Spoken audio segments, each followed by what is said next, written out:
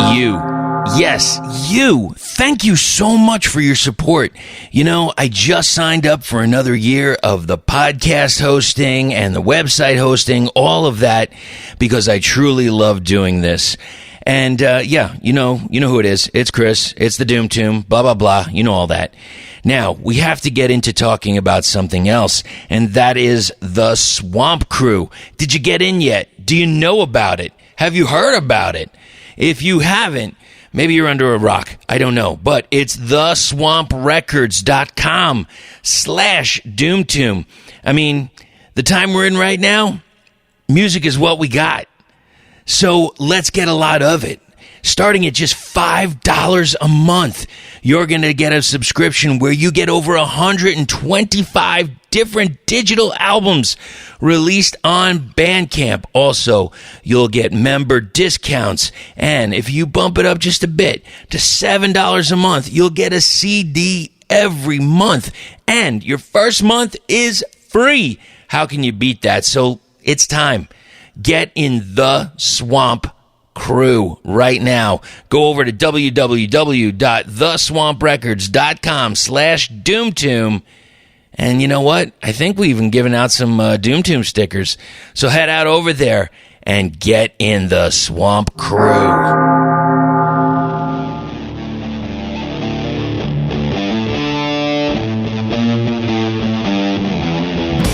Today we are going to Texas, Houston specifically, for this next band.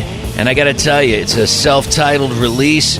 I hope they make a second pressing on vinyl. I missed out on the first time around. Great stuff, man. Album of the year contention. I know they're going to be on my list for sure. I bet they'll be on yours too. We get into it. We talk a little King Diamond. We talk a little bit about what do you do with your hands? Well, you know, you'll figure it out once you hear it, I guess. And we go track by track on this amazing release. You're going to want to check it out. Let's get into the interview right now. On the phone right now, I have the gentleman from the band Fostermother. How you guys doing today? We're doing good. Doing great, man. How about you doing? You know, a hell of a lot better than previous. We tried to get this done a while ago, and shame on me because, you know, I get that little light that comes on. It's the terrible light. It's not quite as bad as the oil or the engine, but it's the tire. I don't know what it is. Ever since I moved out to Arizona, I've gotten more flat tires, and it wound up being a thing. And we couldn't do the interview. I believe it was on a Saturday a while ago. And you know what? Since that time, so much has changed. I mean, you have this release, self-titled release, Fostermother, that is out now. And I guess one of the first questions I want to get to, is it sold out completely now?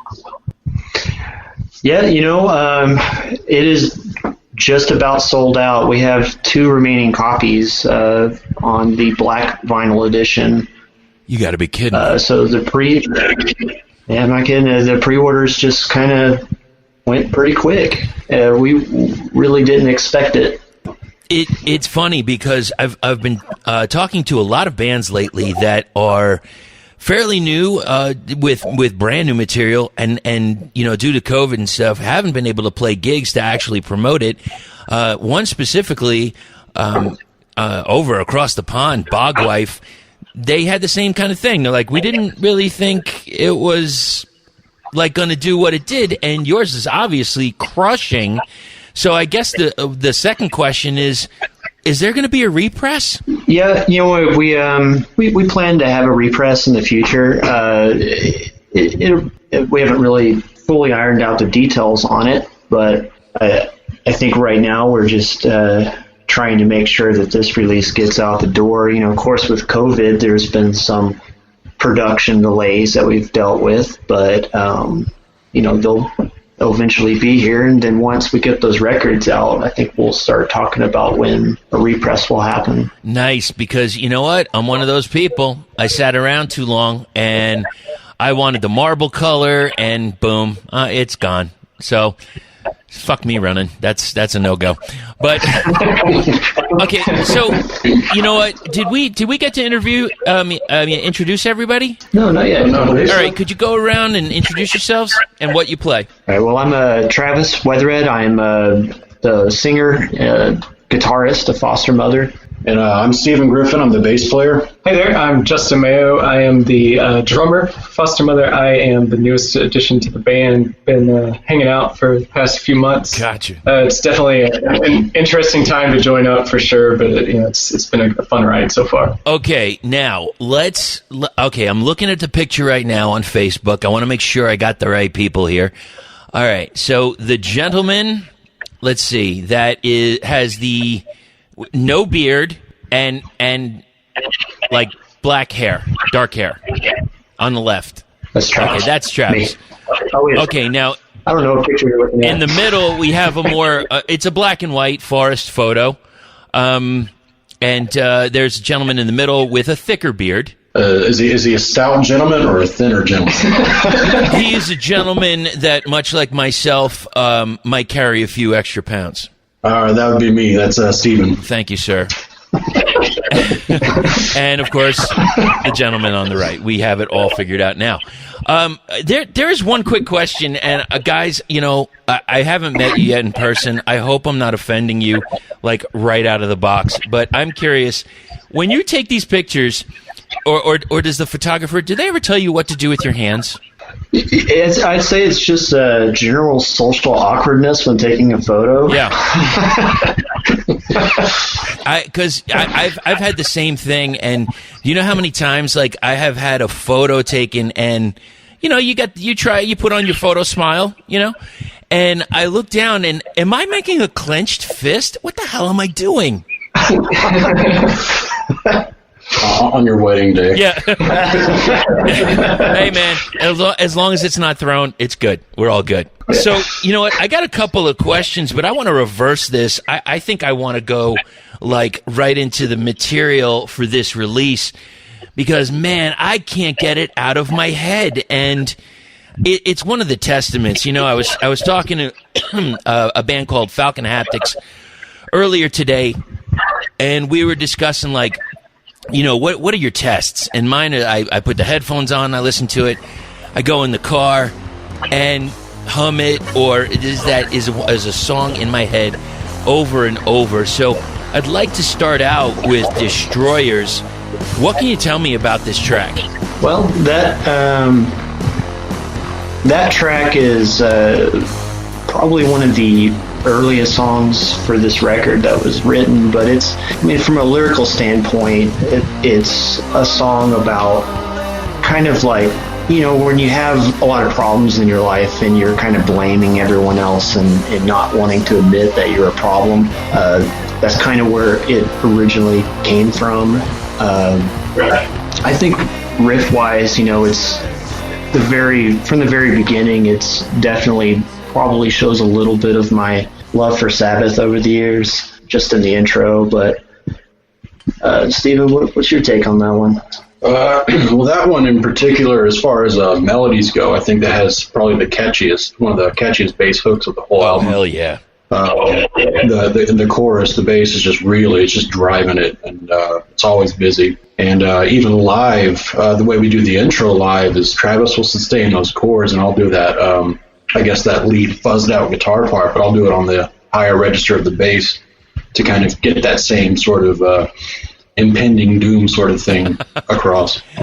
This is a great start to the band and a great start to the album. You've got this huge, thick, full, rich tone, and the groove, it completely crushes that pocket, man. And this is the song. This was really the first thing that I heard from you guys, and I just can't get that groove out of my head. So, job well done, gents.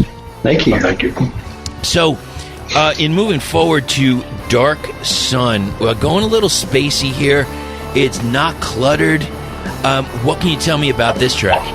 That song was just a jam I had on guitar. I was just playing for several months. I didn't quite know where to go with it, and I think I just took that in a very subtle direction. We just didn't go with a lot of changes.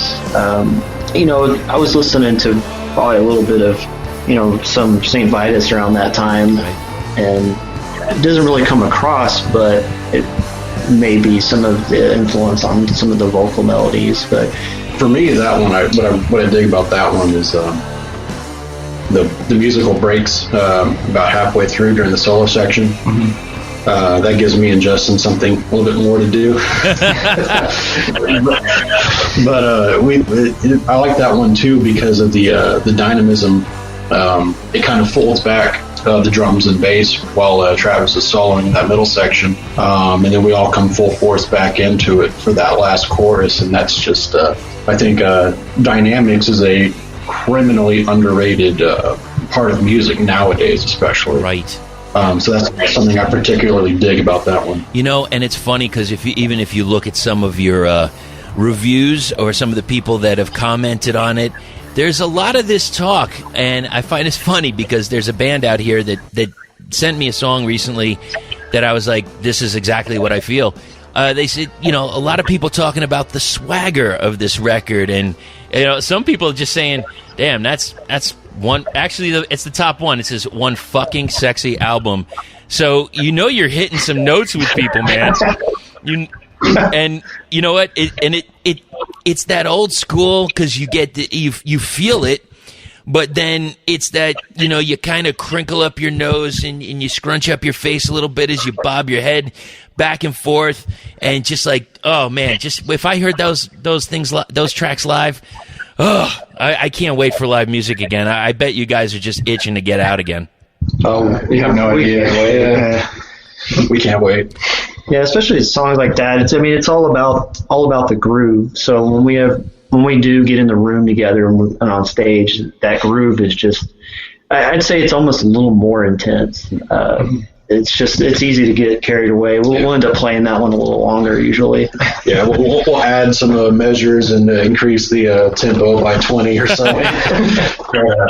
But man, that's a good one to play, especially when Jess and I are in the pocket when we're in the zone. That's a fun one to play. And that's a great testament to a live band just knowing how to crush. I love hearing something, of course, the regular release, but when you go to see it live and they add just that little something, or there's an extra few words or whatever it is, I just love hearing that, man. So anybody, once this gets over, everybody in Texas, man, you got to check out this band. You know what? So before we continue, what are some places that you would suggest that people play in your area, and where do you want to play? Well, we played 2 gigs so far. First one was at a country western bar of all places. That was a different experience for sure. Yeah. The sound lady kindly told Justin if he hits the snare too hard, the police get called. Yeah, so Travis was looking at me when she said it, and he just saw the life come out of my face, I think. She was just like, well, just tried to hit that snare too hard. I'm like, oh, okay. I think I hinted just play normally. Yeah. As soon as you go and your drummer gets castrated, it's like, so how do you go from there? But we did play Satellite Bar about a month after that in Houston, and that was a killer venue. That was an awesome show. Yeah, I'd love to play there again. Good people, just a good vibe. They want it loud. They're not worried about the snare volume at all. Satellite Bar. That's a good thing. It's the opposite. Well, so what did they go? Were they going for like a certain decibel level, like you couldn't go over? I think it was generally as long as the neighboring business doesn't hear you. It was in a I guess trendy part of town that's kind of being renovated for, how do we say,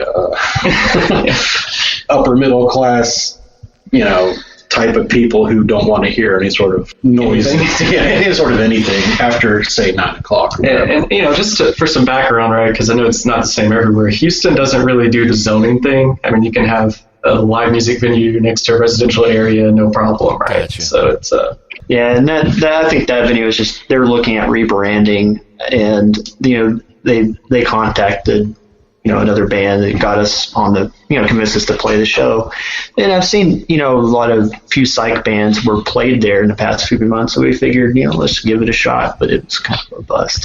And so they're going through a gentrification process, and, that's fine because there's going to be plenty of other places for us to play.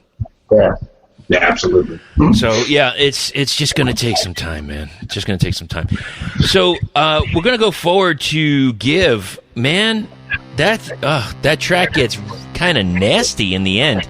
What can you tell me about that track? So, Give, personally, it's not the most technically complex song to play, but just something about it's a little bit slower tempo, being in that pocket. It just feels good. It feels nasty, The song itself is about reliance on possession. It's about greed, kind of the opposite of giving. But I don't know if you want to add anything. Right. Oh, yeah. That's definitely where it's coming from. That one, I think more than any other song on the record is really based in that just deep bass heavy groove. The bass isn't super it's super simple, but it's what really kind of carries the tone and the general feeling and vibe of that song, I feel. Oh yeah. And again, to I guess harken back to Black Sabbath, for me, I think that one, maybe not melodically, it doesn't sound like Iron Man, but it reminds me of Iron Man, that kind of just slow, kind of very just, it's just there. It's just in your face. It's pretty raw. And there are a lot of interesting melodic and harmonic things in that song as well, especially with the bass near the end of the chorus, where, you're not just playing octaves, you start playing thirds and different parts of the harmonic scale in there. And it's just, that's a really, really, that's a beast of a song live. It's odd because in a way, in hearing some of the tracks, I feel like it's a little grim, but not in a bad way, like in almost like a sobering way. And it's just like, there's nothing that's coming out and knocking you over the head unconscious with like a screamy, vicious vocal. It's so even, and I think we should give a shout to who created who did the mastering process. That was me, Travis. No kidding, dude. Yeah, the album was, it was all written, it was recorded and mixed and mastered out of my house. Jeez, man, that, I'm telling you, knocked it out of the park. And you could tell with the sales. I mean, straight up, you put out, I mean, is that your full-time work? It's more personal, pleasure. Gotcha. Yeah. Well, you nailed it, man. I want to move forward to Lie in Wait. I got something weird here. I wrote down, at first I was like, college alt-rock start, then those crashes bring in that heavy, plus the bass has this like cosmic sound, rounding out with like a come-down ending of sorts. What can you tell me about this track? Well, Lie in Wait, as a bass player, is probably one of the most fun songs to play, just because it's just, from the get-go, it's going pretty steady. But, that one's just a rat pedal directed into the board, I guess. It's just fuzzed out, and that's, you got your elements of doom in that, even that college rock intro section, but then once the chorus hits, man, it's you get those tritones in there and it gets nasty. It's awesome. I like where it is on the album. You're kind of, as you're going through the album, you think you maybe have things figured out at this point, and then the Lie in Wait kind of hits you in the face a little bit. You're exactly right, 1,000%. It's a little product of whenever I'm working on material, it's I don't really set out to make everything exactly the same. I just start writing something, and it's just kind of what it ends up being. And Lie in Wait probably is a bit, not even on purpose, but I listen to so many various forms of rock. Of course, my growing up, I was into alternative kind of like grunge, like Soundgarden and Alice in Chains and stuff. And that's probably gonna come out every once in a while. So how can it not? I mean, everybody has their inspirations, and why not throw a little bit on the sleeve? for sure. If we go to the next track, Fathoms, which, I mean, a lot of people, if you're looking at some of the reviews and stuff, this goes like one of their favorite tracks. We got this kind of like psych play. I feel like there's a psych vibe, and like you said, Lion Weight really challenges the listener because a little bit of a change, and then I feel like Fathoms was playing off of Lion Weight. What can you tell me about that? Well, Fathoms does come from a slightly different background than the rest of the record. That one was brought in more by Steven. He had all these, the song almost laid out from the beginning. And, we just slightly reworked it and got it onto the record. But it was one of the things that when we started working together that even more so made me realize like how compatible we were as songwriters. So yeah, I'm very proud of that song. I don't think it's his favorite song because he has a lot more to do with it, but I've been telling him for a while, dude. Now it's like you added probably one of my favorite tracks on the record. I just threw lyrics on it. Travis's lyrics on that are awesome, but his guitar solo blows my guitar solo from the demo like out of the water. So yeah, you got to go with what you know. The backdrops, the flags, the kick drum covers, all that stuff that you saw over at Planet Mammoth 2020. This guy took care of it. Yeah, hey, what's up, big dogs? This is Mucho Drums here to tell you a little bit about my new company, Mucho Printing. Now, I played in multiple bands for several years, and I know how important it is to leave your mark after any show. Even before hitting that first note, you want the crowd to know who you are and remember who's responsible for the sore necks the next morning. Presentation is an important factor in any band's mission to the top, and that's where we come in.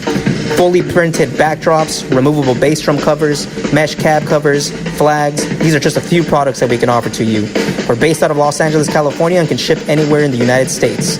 More importantly, our goal is to help promote bands off the stage as well. With every order, we'll post pictures of the prints, along with info about the band and any other advertisements you'd like us to include. Please check us out on Instagram and Facebook by searching Mucho Printing. Send us a message for any details. Hope all of you are staying safe, strong, and powerful out there. And remember, you win some, you lose some, but nothing beats getting some. Cheers, my friends. That poor Tommy. I don't know, man. I just don't know what's going to help him. Well, hey there, Tommy. What's with the long face? I don't know why I feel the way I do. I'm just not happy, Doc. Like, I don't feel right. Oh, I think you have anxiety, Tommy. I know exactly what you need. I'm going to go ahead and write you a prescription for a record player and some sweet new records at Glory or Death Records. That'll get you back on your feet again, and right as rain in no time. Glory or Death has all the best bands: Moss Generator, Red Wizard, Love Gang, Red Witch Johnny. They'll get you feeling peachy keen again. They even have an insane double album tribute to Thin Lizzy featuring High on Fire, Mothership, Duel, Worshipper, and tons more. Wowee!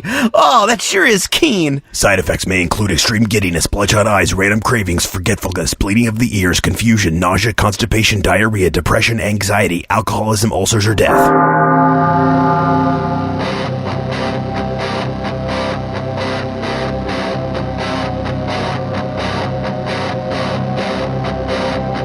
Blood on the Wall. I mean, to me, this was like the most straightforward guitar work on the record. Like straight up rock. What can you tell me about it? Well, Blood on the Wall is, every once in a while you have those riffs that have been with you for years. Back when I was developing my songwriting skills in my late teens, early 20s, those were some riffs that I came up with that I never used, that I've just always kind of fiddled with. Right. And you know what? I just made something out of it, and lyrically, I'd say it just kind of pulls from a lot of personal experience I've had with people that kind of give this, that tell you you're wrong for doing certain things or being a certain way, and it's almost like they put themselves on a pedestal when they don't realize that they're kind of dancing with the dark side, you could say. Yeah. One of the things Travis was telling me about that song in particular was that you come across a bunch of hypocritical people who are very much holier than thou, and I think that's something we can all relate to. And I think because of that, that's one of the strongest lyrical works of Travis on this album. I think just because I think it hits home with me. I think it hits home with a lot of people though. It would with me. I mean, I'm sure you guys deal with it too. You go along and you do something and you think it's great, and then, somebody kind of shits on it and you're like, wow. And then you just kind of say, for me, like I second guess myself a little bit and I'm like, well, wait a minute. No, I got to stand a little bit for my convictions and figure this out, and I'll do what I want. And you know what? Personally, if I fall flat on my face, well, then there you go. But that's one of the things I wrote this. It's a very quick statement. A question is, what is our existence? And I got this underlying vibe of that question through the entire release, and it's great because when a release invokes something like that, like what of it? What's happening? What's happening either with me or myself with interactions with other people or toxic people? I mean, it shines. It really does shine on this release. And I think a lot of that comes from my life. I've for years used music as a way to kind of express things that I'm going through or express feelings, and it's almost a therapeutic thing for me. So with writing songs, it's almost a way of kind of healing your issues or healing your problems, because as anyone that kind of goes through periods of depression, you need some form of release, that kind of bring you out of it. And I think that kind of comes across in the lyrics. Yeah, it does.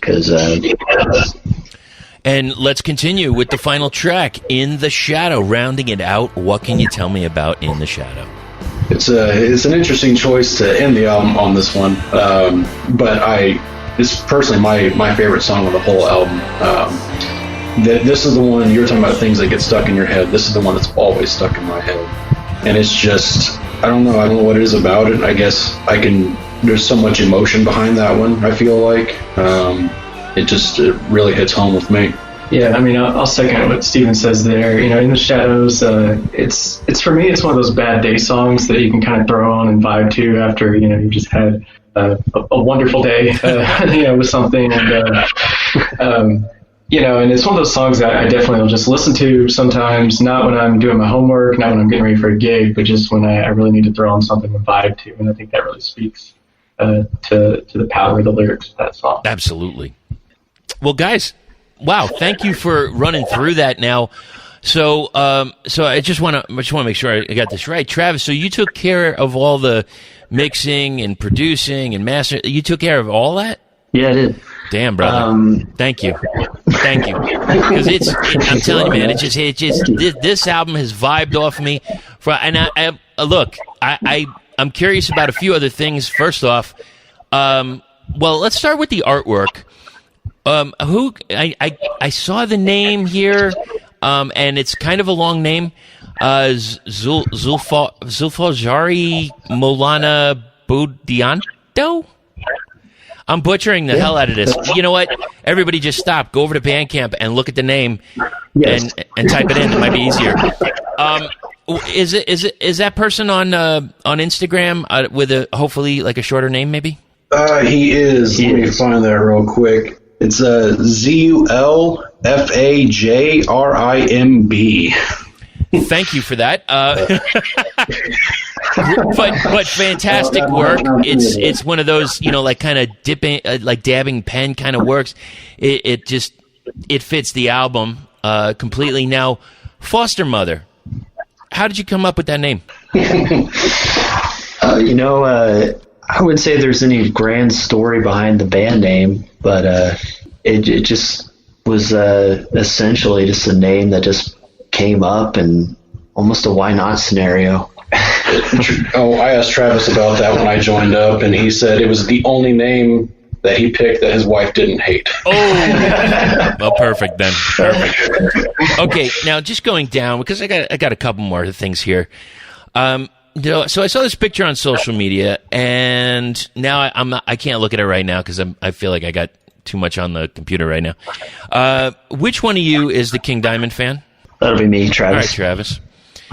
So you're a fan. Now, when did you first get into King Diamond? Was it solo or Merciful Fate? I have to say, growing up, I wasn't a big King Diamond fan, and it wasn't until I was working at a record shop here in town called Vinyl Edge Records that you just start throwing on records, and I started with Abigail, and I threw it on one day, and it just clicked with me. Right. And I listened to them, then I worked backwards and got into the Merciful Fate. Well, please tell me that you also got into Fatal Portrait. Yes. All right. Now, the one thing, because Fatal, obviously, Merciful Fate, I was just kind of getting into, but when Fatal Portrait came out, huge album for me as a King Diamond fan, and I found it very interesting that it was one of his rare albums where, like, it's only like the first, I think it's the first 4 songs and maybe the last song that are part of the concept album, and then there's individual tracks, like Charon and Halloween, which are also 2 of my favorites on the album. Did you ever see his really early work with like Black Rose as he was starting to incorporate the like the makeup and the more, I guess, devilish or satanic kind of stuff? Yeah, I have. I don't know if it was a bootleg CD or what, but I've got some compilation CD that's got some of that on there. I haven't spent a lot of time with it, but I have listened to it. It's definitely very interesting to kind of hear his, how he changed over the years. Oh yeah. Plus, I remember I saw it. I heard it on a metal show somewhere in New York a long time ago. The first time I heard "No Presence," I was just so taken back by it because it sounded kind of like a goof, but it was heavy. And then at the end, I'm not, and believe me, I'm not gonna, do a spoiler on that one. But just listen to the whole song till the end, and I don't know, it makes me laugh just like he does, I guess. Yeah, it's almost tongue in cheek but serious, view of metal. So I think it was the same kind of vibe for me at first. I was kind of put off by it a little bit because I was into stuff that's just very serious. Like if you take your metal serious, yes, you do. And when you first hear it, you're like, "Who's this guy trying to sing this high? Like, who does he think he is?" But as you kind of age with it, you start to realize, like, there's a lot of brilliance here. So, well, yeah, and you know what? If he sang in that falsetto style of voice the whole way through, I might be a little more upset. But when he dips in and goes around and swirls, it's not even just like a regular roller coaster. There's like triple loops to it. He's going all over the place with it. It's almost like characters. Yeah, truly. And just an incredible band to see live. And oh gosh, again, I hate going back to it, but I hope we get back to it really, really soon. So, are all of you based in Texas? Yes. Okay. Yeah, we all are. And are you all in Houston? Yes, just various suburbs around Houston. Fair enough. Justin and Travis actually live about 10 minutes from each other, coincidentally. Yeah. Yeah, and I live about 45 minutes on the other side of town. But all right, so since you know about Houston, we could talk for a few seconds about this. So I do like going to museums and et cetera, and I'm curious if you went to either of these because, if I go over to Houston, I want to check this out. The Museum of Natural Science. Did you get a chance to check that out?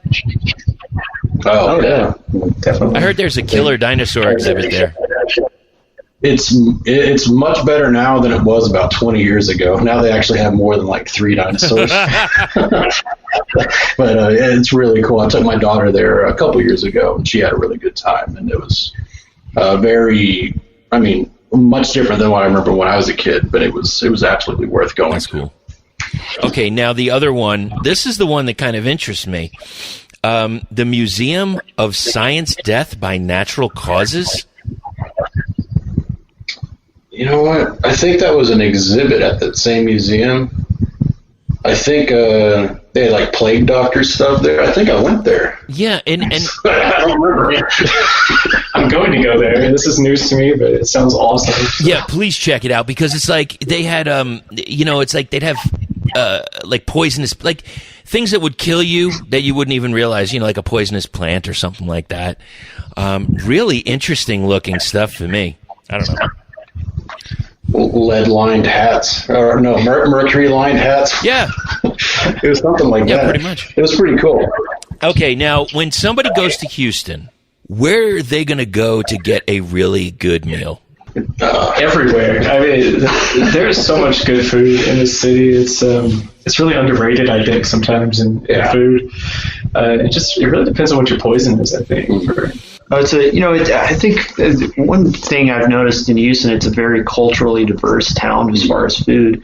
Going around the other cities, I don't always find as many areas that are so dedicated to different cultures and foods. Like here in town, we have a Hillcroft area that has a really big Indian food, just a whole Indian culture over there, and there are so many great Indian restaurants, and that was one of the things, like when we go on the roads, like sometimes you start to miss that. Yeah, you do. And it goes on the other side, people that are maybe going across the pond, or they're going somewhere else, and they're getting that food for like 2 months straight, and then you go back to where you live and you're like, where can I find good shawarma? Yeah. Exactly. So either any of you barbecue fans or no? Yeah, I mean, I think we all three can appreciate a good barbecue. Of course. And we are Texans, after all. Exactly. Who would we be to say no? Okay. I have some friends from Kansas City, and we debate barbecue sauce very often, because barbecue sauce should be a little runny. They don't seem to agree, but there's no shortage of good barbecue down here. All right, let's discuss this for just a second here. So, the barbecue. I want you to make your argument for the Houston barbecue and why it's so good, but I want you're truly to convince people why your barbecue sauce is the one of choice. You may start to counter Justin's point. Now, I'm not from Kansas City. I'm from here. All right. I don't like any barbecue sauce on my barbecue. I like when it's cooked in the barbecue sauce. I don't like it smothered on top of it afterwards. So no mopping. That's not for me. Yeah, no, nothing like that. I like it cooked into the meat, and that's about it. Fair enough. Not Texan food. What am I, some sort of Canadian? Now, so we got the Texan barbecue. What are the quality sides that you need to have? Jalapeno beans, man. I think you might say potato salad. We would call it tater salad, but either way, I think a good helping of tater salad goes a long way. That works really well. Now, earlier, Travis, you were talking about being in a record store, correct? Correct. Okay. Are you a vinyl collector? Yes, I am. Okay. So, quick question, and this goes to the other gentleman in the band as well. I need to know, what was the first vinyl you purchased? Oh, man.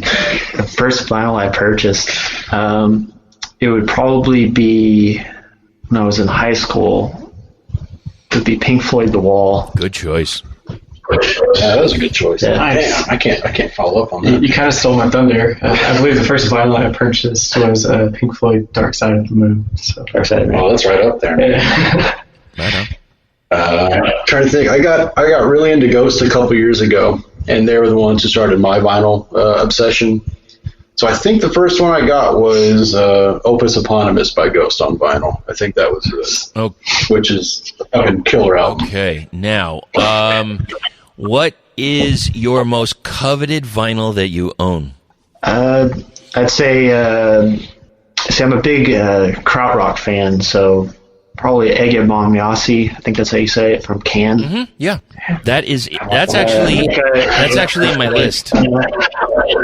Yeah, that one. I had a chance to pick up a original Brain label copy of that, just under $200. Damn, nice. And it was from this guy came in and sold this massive collection. I think he was stationed in Germany in the army and just bought a whole lot of records. And those are the collections you love to see come in, because when those guys come back overseas, all these records, they have all kinds of cool stuff. Okay, now I'm gonna I got my list right here in front of me, and I can't remember if I've even talked about it or not before. I'm just gonna run through this. Can you just tell me if you got any, or have you seen these around, so like I know it's out there? Bullet. You ever seen the Bullet LP anywhere? I can't say I have. No, I don't think All so. right, Wicked Lady, Dust, Fuzz, Flower Traveling Band. I have, what is it, Satori? The Flower Traveling Band. Oh. And I have the reissue of Dust, their first record. I think that was a record store day release, a reissue some years ago. All right. I'm just checking. I like to see what everybody's got and what you got going on. Now, was there any material left off this album that you're kind of curating a little bit to put on another release? Possibly. There was Dunes. Yeah, there was a track called Dunes. It was like an intro track, and I think along the line I decided I didn't like the idea of an intro track. Fair enough. 30 seconds of build up to the first song, you know. And now with everything that's going on, you know, obviously we can't do everything that we were doing, or maybe not to the extent or whatever. How has it been affecting you as a band? Are you creating new material? You know, what's the future going for you? Well, we've got a lot of new material we've been working on. I'd say we have almost 90% of a new record. We just have some vocal tracks that need to be recorded, and we're about to start tracking drums. So it just took it as a good time to just, you know, refocus from playing live to just creating more material. Yeah. And what's neat about this go around is Justin and I have a little bit of creative input on this. Right. As far as we're all writing together, whereas the first album was written pretty much 100% by Travis. And so you're getting a little bit different of a, I guess, fusion of different music genres and things like that coming with this next one. But I think it'll be just as good, if not, I mean, hopefully better. But, you know, we're working real hard on that. That's awesome, because you're going to progress it again, which is really important. I mean, you know, it's funny because I seem to hear that a lot, where there's one person that came in with a lot of things, and then for the second record, you'll see what that is. You see that progression because now you have a few more minds together, you know, stirring the sauce, you know? Mm-hmm. Oh, yeah. Now, finally, I interviewed this guy, Zach, from the band Who to a Kill. And he had this question, and you know what? I already know the answer, and basically he wanted to know, when are you going to play a live show? And I was like, dude, okay, I'll ask, but I don't think that's really a thing. So if you have an answer, great. And also, do you have a question for me to ask the next band? Well, to answer, you can answer it. To answer the question, we do have a bill that we're on that is being postponed. So that will eventually happen, but it is a good show that we'll have in Austin with bands like Warlung and Duel. So, but we want to play as soon as we're allowed to. Yes, that's tentatively set for October, more than likely February. Yeah, but and where's it going to be? Yeah.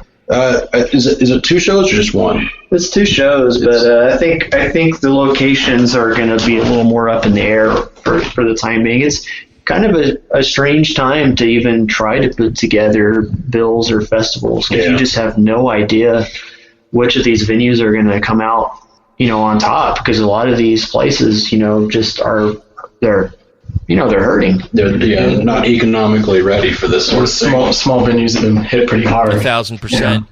You know, like we've got a show. I help promote this show called Planet Mammoth, and we have it set for next February, but I think we're going to have to push it back. And I know it might even change the entire bill, because who knows? Like I get this feeling like if things open up, there's going to be like, like I did talk to a venue recently, and they told a band that they're 6th in line for that one date. There's people that are so backed up. So I don't know what the future's going to be, but I could say that I feel like I used to go to shows all the time, so I didn't really take it for granted. But I do miss the hell out of it. And there's certain things where I was like, damn, I'm home again. Here it is, another day. It's almost mind numbing not being able to go out and have any sort of social life or anything like that for the most part. I mean, even if we're not playing shows, I miss going to shows. I miss big restaurants. It's everything. It's like it's crazy what it's just delaying everything. Not even just performing artists, but like you said, the venues themselves and the sound technicians and light technicians for bigger shows. I think Devin Townsend did a GoFundMe for his road crew because they were out of a job essentially, and it's a terrible thing, man. Yeah, it's going to change a lot, and things will move and shake the way they always do. Well, gentlemen, listen, I really appreciate we finally got the time to have a chat. Maybe sometime we can do this again, do like a top 5 episode or something like that. And you know what? Continued success. It's not like I even have to say it. I mean, you guys crushed it on this release. I hope there's a second pressing, maybe something in a splatter vinyl. I'm just throwing it out there for you, please. Repress will definitely have some variation from the first press. Yeah, for sure. Thank you so much, gentlemen. Much success, and let's look forward to 2021, right? Yeah, looking forward to it, man. Thanks, guys. Thank you so much to the gentlemen in Fostermother. Like I said, an incredible release. I don't know, man. I right out the box, it just hit me. It's that, that thing when you get that sound that you want to hear. Let's hear a track off that. This is Destroyers.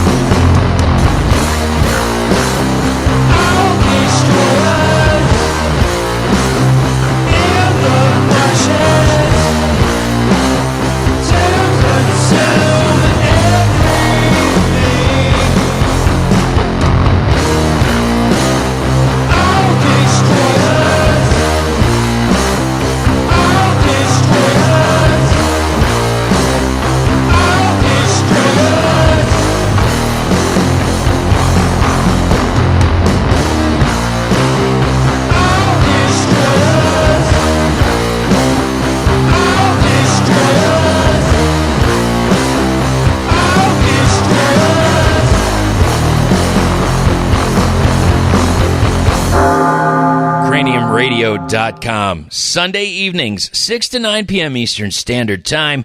It's the Doom Tomb. All the music that you know and love and want to hear. Much like Fostermother, and always new material. We're going to play something new each and every time. You never know what it's going to be, and hopefully we can turn you on to some new music that you might not have heard yet. Also, if you need to reach out to us, doomtombpodcast at gmail.com. Across all forms of social media, it's Doom Tomb Podcast. Hit us up, say hey, let us know that you are out there. We have a lot of other episodes coming up, and I think we're going to go to Italy for the next one. So stay tuned. It's coming up real soon. So until that time, next time, meantime, in between time, take care of yourselves. Enjoy yourselves. Stay healthy, stay happy, and above all, stay heavy.